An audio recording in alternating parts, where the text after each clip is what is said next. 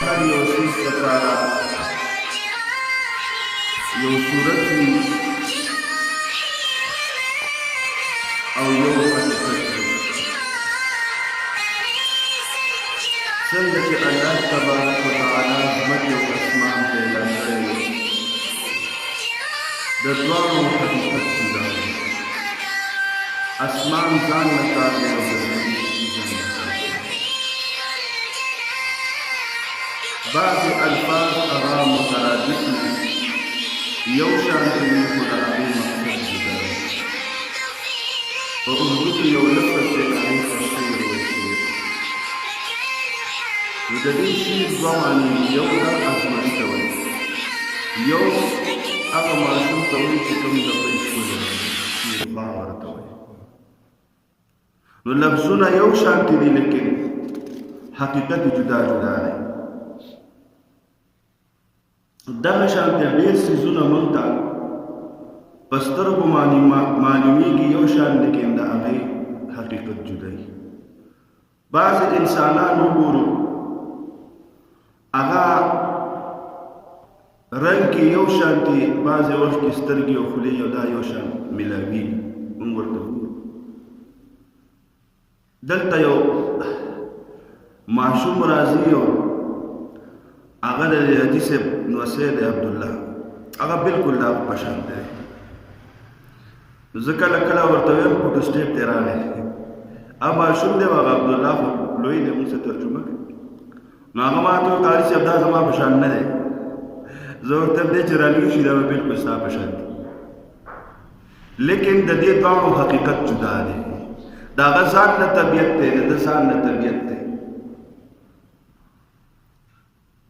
د هغه ځان نه یو روټین دی، د ده ځان نه دی. صورت یو شان، حقیقت جدا جدا. اوس موږ او تاسو ټول دا غواړو چې موږ نه د الله جل شانه راضي شي او الله دې زموږ نصرت وکړي، الله دې زموږ مدد وکړي چې موږ څه کوو چې د الله رضا وي. لیکن د هغې دپاره محنت نه کوو، په خوله وایي قدم نه اوچتو، زړه کې د هغه کار دپاره حقیقي اراده نه کوو. اوس موږ وایو ګوره دا زنانه کورونه صفا کوي، لګي صفایي باندې 2 ګنټې هم تېرې شي، 3 ګنټې هم تېرې شي. بعضې کورونه لوی لوی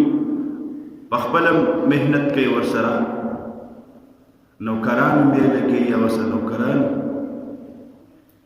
بعضې کورونو باندې ورځ لګي لوی صفایي هر څه. دوی نه چې تپوس وکړي چې تاسو ولې دا صفایي کوئ، که اوس مې خاوند راغی څه به وایي،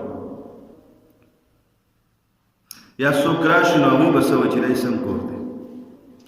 نو د یو مجازي محبت چې هغه په زړه کې پروت دی، د هغې دپاره موږ څومره تکلیف تېرو، او یو حقیقي محبت چې د الله تبارک وتعالی دی، نو د هغې دپاره خپل زړه نه صفا کوو، د زړه صفایي نه کوو. د بدن چې کوم روحاني علاج دی، کوم روحاني صفایي ده، هغه د خپل بدن نه کوو. او پته مه لري چې الله غفور الرحیم دی او الله رحمان دی او الله رحیم دی. بېشکه دی، هېڅ شک پکې نشته، خو د الله جل شانه رحم زموږ د اعمالو ته متوجه کېږي. الله چې معافي کوي زموږ چې کوم سوچ دی، زموږ چې کوم کردار دی، زموږ چې کوم حقیقت دی، هغه حقیقت باندې د معافۍ اعلان شته که نشته. دا څیزونه د زړه سره تعلق ساتي چې په دې زړه کې د کوم څیز حقیقت ښکاره شي، ټول جسم د هغې تابع بیا روان وي. دې وجې نه قرآن شریف کې الله جل جلاله چې کله د انسان خصوصا د کافر د هغه کوم منفي کارونه یادوي، نو الله د زړه طرف ته اکثر اشاره کړي. فی قلوبهم مرض، خبرې عالم کې خوله کوي او غلط ځای ته تلل خپې کوي، غلط څیز ته لاس اچول هغه لاس کوي، لیکن الله فرمایي فی قلوبهم مرض، نو معلومیږي دا چې دا زړه د دې ټولو څیزونو اډر والا دی، اډر خو ورته دی کوي. نو دې وجې نه الله قرآن شریف کې چې کله په انسان باندې خپل ځان طرف ته رابلي نو دعوت ورکوي چې خپل زړه صفا کا، او چې کله د کافر حالات بیانېږي ورته الله د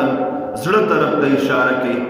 چې دا زړه دی د دوی په زړونو کې مرض دی، د دوی په زړونو کې کذب دی، د دوی په زړونو کې کفر دی. نو خپل کور خپل زړه کې جارو وهل، کور چې د چای جارو هغه وهي. بعضې بزرګان فرمایي چې زموږ دا زړونه د الله کور دی، چې دې صفایي نو دې کې به د الله جل جلاله د طرفه احکامات نافذېږي، د الله محبت به پکې ځایږي. او چې کله دا زړه صفا ني په دې کې د الله جل شانه نه یره او للهیت په دې کې نشي راتلی. نو موږ وایو چې دا زړه د الله کور دی، په کار ده چې صفایي الله کوي که نه. خو ټیک ده، خدا خو مونږ ته په رینټ باندې راکړی شوی، دا خو دنیا ده، مونږ د جسم او دا زړه راکړی په کرایه باندې چې دا واخله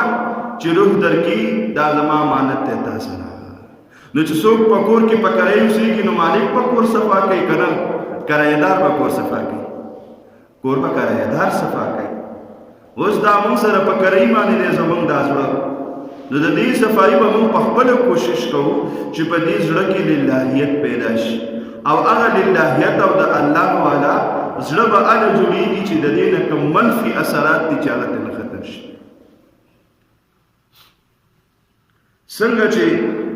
ابرهه حمله وکړله په مکه معظمه باندې، نو بره نه پرې د مرغو چې کوم باران و هغه پرې وشو، د کاڼو بارانو په یو طرف پر راتلل، په دې بل پسې وتل. هاتیان څومره پهلوانه دي، د هغوی نه به دا کاڼي لاندې وتل. نو دغه کاڼي د هغوی دپاره د مکې دپاره الله جل شانهو د حفاظت دپاره پرې راوورول په ذریعه د مرغو باندې. دغه شان د الله ذکر چې څومره زیات کېږي، د دې زړه به حفاظت جوړېږي، د ده نه به د شیطان او د نفس چې کم وسوسه ده، کم چال دی چلی، هغه به ناکام کېږي. او زیات ذکر د قرآن شریف نه پس هغه د لا اله الا الله دی. دې ته زموږ دا بزرګان او د تصوف مشران او ماهرین اثبات او منفي وایي چې دې سره د انسان اثبات لا اله الا الله، خدای چې څه دې پیدا کړي او څه زموږ په دې نظر راځي او څه نه راځي، دا هیڅ هم نشي کولی. دې کې هیڅ قوت نشته، دا د عبادت لایق نه دي، دا د محتاجۍ لایق نه دي. الا الله، یو الله دی چې هر څه کولی شي. نو یو کې منفي شو، بل کې اثبات. لا اله منفي، الا الله اثبات. د ټولو معبودانو مجازیو نه پکې نفي او حقیقي الله دپاره اثبات. دې وجې نه کم از کم ګوره سنت طریقې د نبي کریم صلی الله علیه وسلم مونږ وایو چې دا به مونږ کې څنګه راشي. نو داسې ډېر کارونه دي چې هغه مونږ هر وخت کوو، صرف په هغې کې د سنت طریقه راجمدی کول دي. همونږ هسې هم کوو پکې. لکه مثال کې طور پر مونږ اوبه څښو، د ورځې څو ځله څښو؟ اوس خو دا جمع دی زما په خیال یو 2-3 ځله بیا څښو. نو دې د 3 ځلو کې چې مونږ سوچ وکړو چې د نبي علیه السلام سنت طریقه ورکیسه ده او دا طریقه زده کړو. جنید بغدادي رحمت الله علیه سره یو مرید 10 کاله تېر کړل، نو په 10م کال پس ورته ویې یاره جي زه به دنه لاړ شم. ولې؟ وایي ما خو دلته بس وایي څه کرامات تاسو نه ونه لیدل. هغه ورته ویل بچیا ما سره دې 10 کاله تېر کوه یا وایي د اوسه پورې زما یوه طریقه تا داسې ولیده چې هغه خلاف سنت ده. وایي نه جناب. نو ورته وایي اصلي کرامت او اصلي مجاهده خو دا ده چې الله مې دا 10 کاله په سنتو کې تېر کړل، د نور کرامت څه کوي؟ نو وایم چې مونږ خو اوبه څښو، طریقه یې زده کړو چې په څه طریقه څښل غواړي. طریقې الحمدلله مونږ ته یادې دي، خو صرف عملي کړي دي. په دریو څاګانو څکه، قبلې ته مخ کوه، د اوبو لوښي ته ګوره، په اوبو کې سامانه بسم الله الرحمن الرحیم وایه، چې اوبه ختمه کې وایه الحمدلله. همدغه اوبه دي، هسې به مځي جسم ته، صرف نیت پکې د سنتو کو او طریقې ورکې راولو، نو دغه اوبه څکل د عبادت شو. خوراک کو کم از کم 3 ټیمه خو مونږ کوو خوراک، سهار غرمه ماښام. څوک داسې دي چې هغوی لیټ ناشته کوي، بیا د ماښامي په وخت روټۍ خوري، بس 2 وخته خوري. په هغې کې د نبي کریم صلی الله علیه وسلم سنت طریقه راجمدی کړو. خورو د خپلې مخې نه خورو، چې څه راته پراته وي چې هغه په شوق خورو، نوالا درمیانه اخلو، چې روټۍ کله خولې ته واچو، چې روټۍ ښه اوچه کوو، ښه اوچه کېږي بیا یې تېره کړو. بسم الله الرحمن الرحیم ووایو، رانه هیر شي منځ کې بسم الله الرحمن الرحیم ووایو، د روټۍ نه پس ووایو الحمدلله، چې نور څه نه راځي الحمدلله خو راځي که الحمدلله الذي اطعمنا وسقانا، که نور دغه درځي خو خلک کوي الحمدلله موږ ټولو له رسي. نو دغه روټۍ خوړل هم په عبادت کې شمیر شو. مسجد ته موږ راځو الحمدلله، چې راځو د سنتو په طریقه را دننه شو، خیخ به را مخکې کړو او ګسه وروسته کړو، چې وضو ګسه مخکې کړو او دا خی وروسته کړو، او چې دعا ووایو اللهم افتح لي ابواب رحمتک، که دغه نه راځي بسم الله الرحمن الرحیم خو راځي که نه، چې را دننه کېږو بسم الله، چې وضو بسم الله. نو تلل راتلل هم عبادت شو. په جومات کې چې کوم مونځ کوو هغه هم عبادت شو، خو د عبادت ښه ناموس کوو، په دې خپل موس باندې لږه روشني واچو چې زموږ د موس د سنت طریقې برابر دی که نه دی. نو کوشش په خپل مانځه وکړو چې دا د سنت طریقې برابر. ښه اودس چاره دم الحمدلله موږ د ورځې به کم از کم 3-4 پیرې خو به موږ کوو اودس چاره دم. جمع دی بعض وخت 2 ځل راشي، څوک ډېر کوي. نو دا اودس چاره دم کې چې سوچ وکړو چې دې کې سنت طریقه څه ده، چې هغه را جمدی کو، نو هغه هم عبادت کې حساب شي. او 10 چاره دم په خپل عبادت دی، او چې سنت پکې را جمدي شو هغه بل عبادت شو. په اوچت ځای کینو، د قبلې طرف ته مخ کو، مسواک ورکې استعمال کو، لاسونه ولوینځو، خولې ته اوبه واچو 3 ځل پوزې ته، او خبرې پکې نه کوو دنیایي خبرې، او لګی په دې لاول ښې اندامینځل، بیا ورپسې دا ګس مس او دا هر څه مونږ کوو، خو دې کې هم کله سوچ نه دی کړی چې دې کې دا سنت دی ورېږه چې دا په هغه طریقه وکړم. ښه زما عزتمندو، بیت الخلا ته خو موږ ځو، ټول حاجتمند دي باتروم ته چې ځو، چې باتروم ته ځي ګس اخبه مخکې کا او ښه یې وروستو کا، او ووایه بسم الله الرحمن الرحیم. دا نشه واشروم ته چې راوځي ښه یې خپه را مخکې کا او دا ګسه وروستو کا، او ووایه الحمدلله. یا باتروم ماله دعا ووایه چې غفرانه کا بله دعا. نو حدیث شریف کې راځي چې څوک بسم الله الرحمن الرحیم وایي د ده دا بدن بیا جنات نه ویني، د ده نه یو دایره تاو شي چې وایي بسم الله الرحمن الرحیم. نو واشروم کې بنده بې حجابه کېږي، چې کپړې کله بدلو د هغې نه مخکې وایي بسم الله الرحمن الرحیم. دې کې څه دي؟ اول ښی پینسه واچو، بیا ورپسې دا ګسه، بیا د ښي لاس نستوړی، بیا د ګس داسې واچو، بیا دا کمیس داسې راواچو. همدغه موږ کوو، خو د سنت طریقې ورکې نه کوو. نو دې ټولو سره به د نفس ملا ماته شي، دې طریقو سره به د شیطان ملا ماته شي. خوراک کوو، بعضې ځایونو کې په ولاړه باندې خلک لګوي، نو په ولاړې باندې خوراک دې ته د ځناورو خوراک ویلی، او هغوی په ولاړه خوراک کوي. په ولاړه باندې خوراک مه کوه، په ناسته باندې کوه. شیټ وغورځه، خور کا درستخان خور کا، وایي چې کوم کور کې درستخان خورېږي او ټول کیني، الله پاک دې کور کې په رزق کې برکات اچوي. په ځمکه باندې ناسته سنت ده، که مجبوري په کټ کې هم خوړی شي یا په کرسۍ باندې هم خوړی شي، مجبوري راشي، د ولاړې مجبوري نه ده پکار. زما عزتمندو، دغه شانتې من او تاسو کم یو کار کوو، په هغې کې د خپلو علماو نه تپوس کوو، مشرانو نه، هغه مشرانو نه تپوس کوو چې کوم د دین نه واقفه دي، هغې نه تپوس کوو. یاره بابا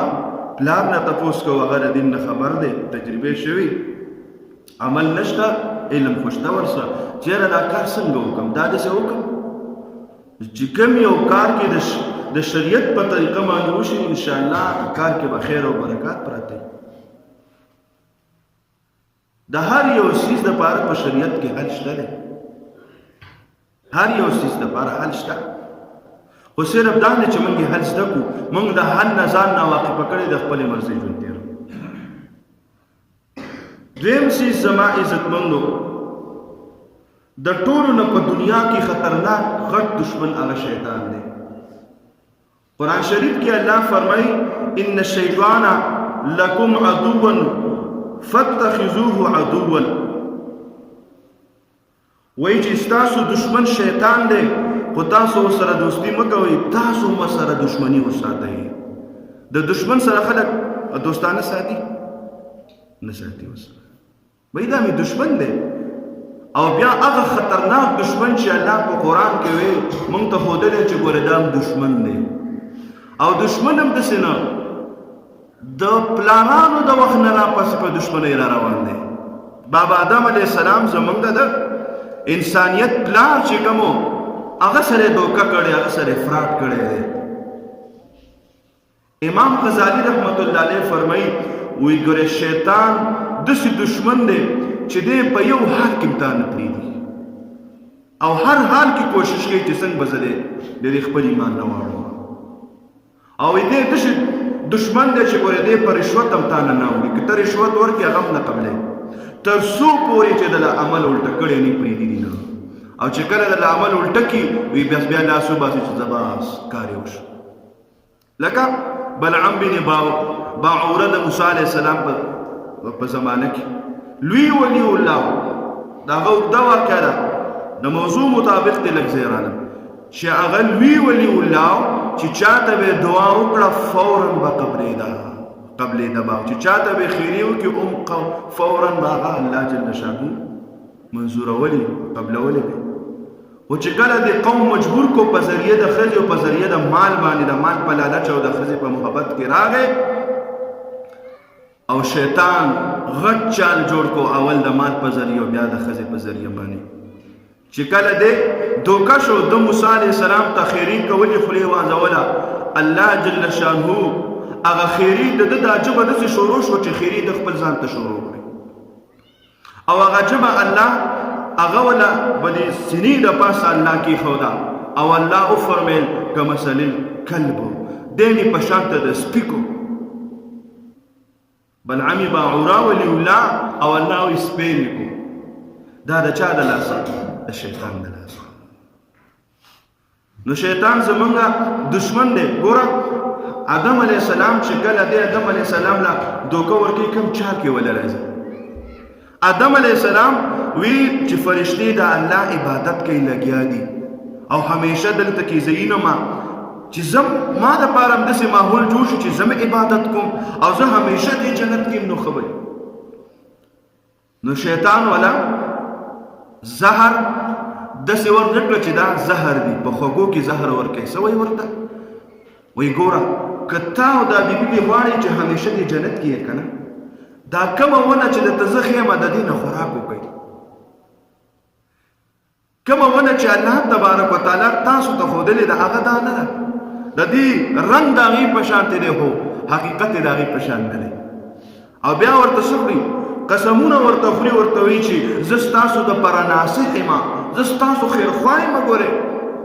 په تاسو خفه کېږم په تاسو دردېږم آدم علیه السلام نه هغه خبرې هېرې وي چې الله وفرمیل چې ګورې دا د دشمن دی د خبره به نه منې دا پې هېر شي او بل آدم علیه السلام دروغ نه پیژندل چې لا دروغ به هم صحیح په پیل ازل دي مردار دروغ ویلي دي او په پیل ازل په اسمان کې تکبر ته کړی په پیل ازل باندې د الله جل شانه نافرماني ته کړې ده په اسمان کې پیله نافرمانی شیطان کړي او په ځمکه کې پیله نافرمانی هغه د آدم علیه السلام زوی کړي چې بل ورور قتل کړ نو چې کله آدم علیه السلام د جنت نه راووتو او رابار شو او د جنت جامې چې کومې وي هغه ترې نه ووتې د دواړو نو شیطان خوشحاله شو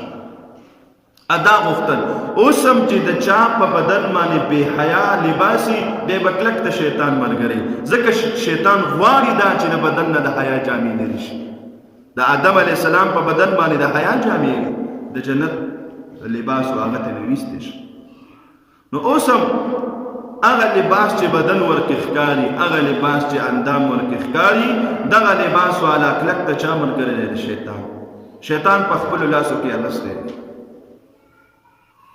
نو زما عزتمندو آدم علیه السلام که چېرته دا ویلي وی چې ورکه زه د الله سره مشوره کوم او د خپل الله نه تپوس کوم چې زه دې ولې نه نږدې شم که نه یا الله زه ستا همیشه دپاره عبادت کول غواړم زه به دلته چې زه دلته همیشه یم دې جنت کې نو چونکې هغه د الله نه تپوس ونه کړو د خپلې مرضۍ کار وشو نو خطا راغله نو چې موږ او تاسو تپوس نه کوو د خپلې مرضۍ کار کوو نو خطا نه خطاګانې ورانه کېږي دی وجنا بیا آدم علیہ السلام او فرمائے چې لا اله الا انت سبحانك انی کنت من الظالمین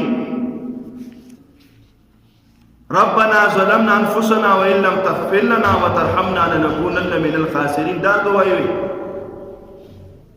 چې یار به مونږ خو پوهېږو شو چې دې ظالم موږ سره فراډ او دوکه وکړه دا خو مونږ ځان سره زیاتې وکړو که ته زمونږ بخشش ونه کړي او ته په موږ رحم ونه کړي لنکونن من الخاسرین خدای وګوره مونږ په نقصان کې شو دا د آدم علیه السلام توبه وه د الله په دربار کې او البرکات مع اکابرکم یا البرکت مع اکابرکم وایي چې ستاسو په مشرانو کې الله برکات ایښي دي د مشرانو برکات دي د فقیهانو برکات دي د عالمانو برکات دي دی وجنا زما عزتمندو چې موږ او تاسو په خپلو عیبونو باندې نظر ساتو چې کم عیب دی یو بزرګ وایي که کله دې په خپل عیب نظر راغی نو بیا باندې د بل په عیب باندې کله هم نظر رانشي د سروردري چې کوم بزرګ دغه شوی تیر شوی دی کوم عالم هغه ته خپل مرید یو ځل وی یا حضرت زما خو دومره عیبونه دي چې یو عیب ګورم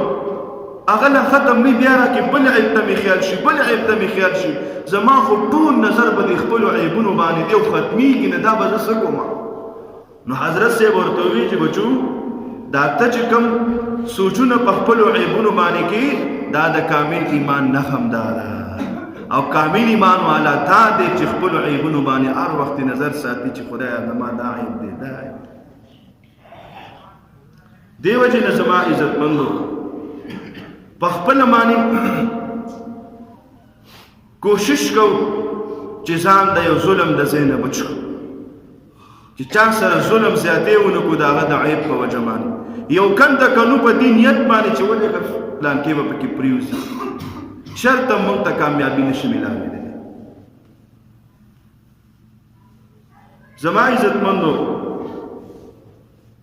چې کوم موږ کوشش کوو چې پلان کې سړی بې عزته کړم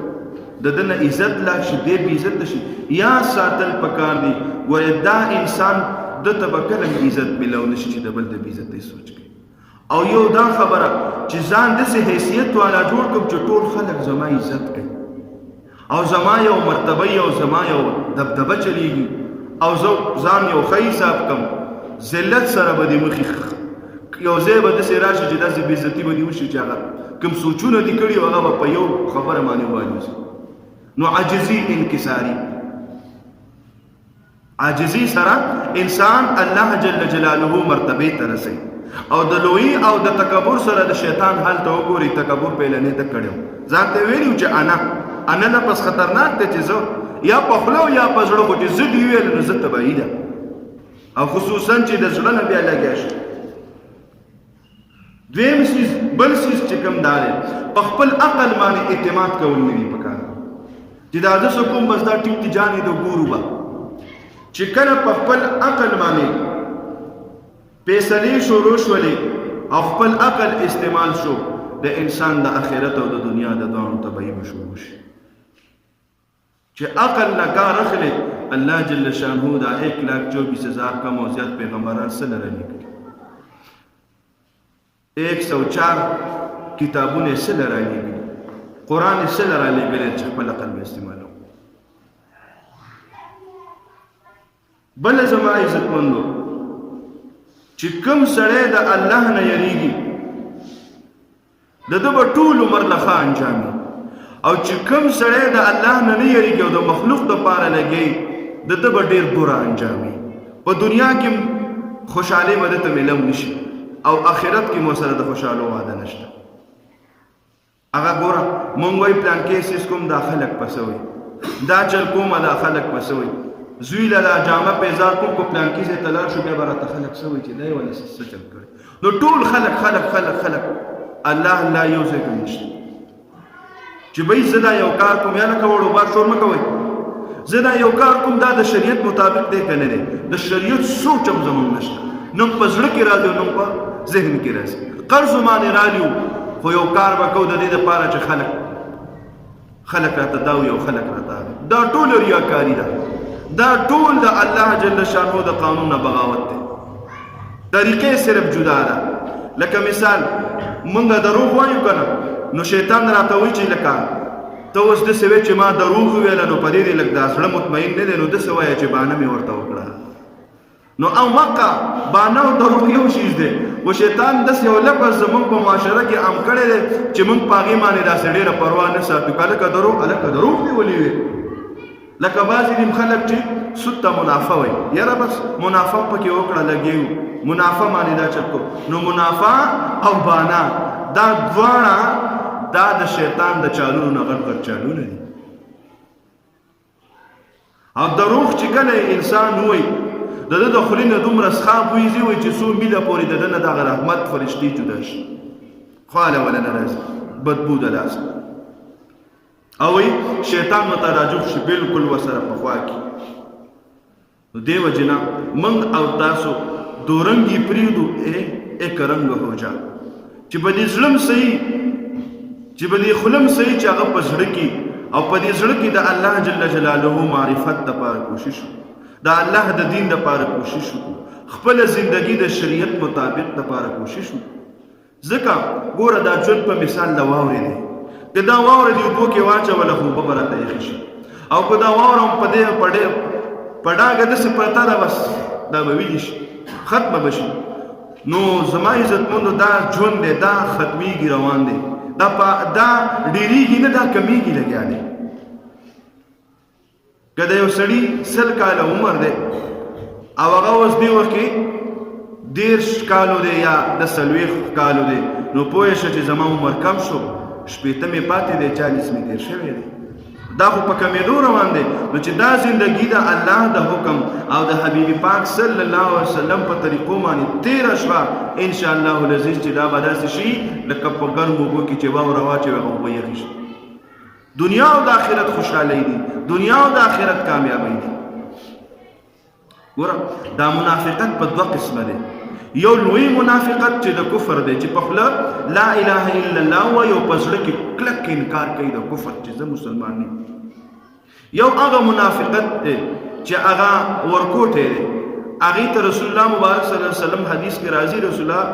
فرمایي چې څوک کله دې خبرې کوي دروغ به وایي، چې امانت ورسره کېږي خیانت به پکې کوي، او چې وعده وکړي د هغې به مخالفت کوي، او چې کله په جنګ کې ورشي نو کنځلې به شروع کړي. دا د غټې علامې د منافق. نور هم ښودلي دي چې د سهار لمونځ نه کوي، د ماسخوتن لمونځ نه کوي، چې دا په منافق باندې ډېر ګران د رسول الله مبارک زمانه کې منافقان به سهار او ماسخوتن جمعې ته نه راتلل. بهر کې نو د منافق څومره سزا ده؟ حدیث شریف کې راځي چې جهنم کې یو کوی دی، او هغه کوی چې یو ځل سر را کولاو شي او سر ورته ورغورځېږي او چې سر پې بند شي بیا به هغه سر نه کولاویږي. نو قرآن کې فرمایي ان المنافقین فی الدرک الاسفل من النار، دی به د اور او د جهنم په آخري دغه کوی دی، او هغه دومره خطرناک دی چې مفسرین او محدثین حضرات فرمایي چې دا جهنم هر ورځ په خپله د هغه کوی نه پناه غواړي. وایي د هغې دومره سخت اور دی او د هغې دومره سخته سزا ده چې دا جهنم په خپله د هغې سزا ته نشي ټینګېدی. نو الله جل جلاله دې زمونږ او ستاسو حفاظت را نصیب کړي چې دغې ته انسان پرېوځي او بیا ورپسې سر بره نه بند شي، نو چې سهل وي الله دې موږ تاسو وساتي. واخر دعوانا ان الحمد لله رب العالمين. الله دې مانو تاسو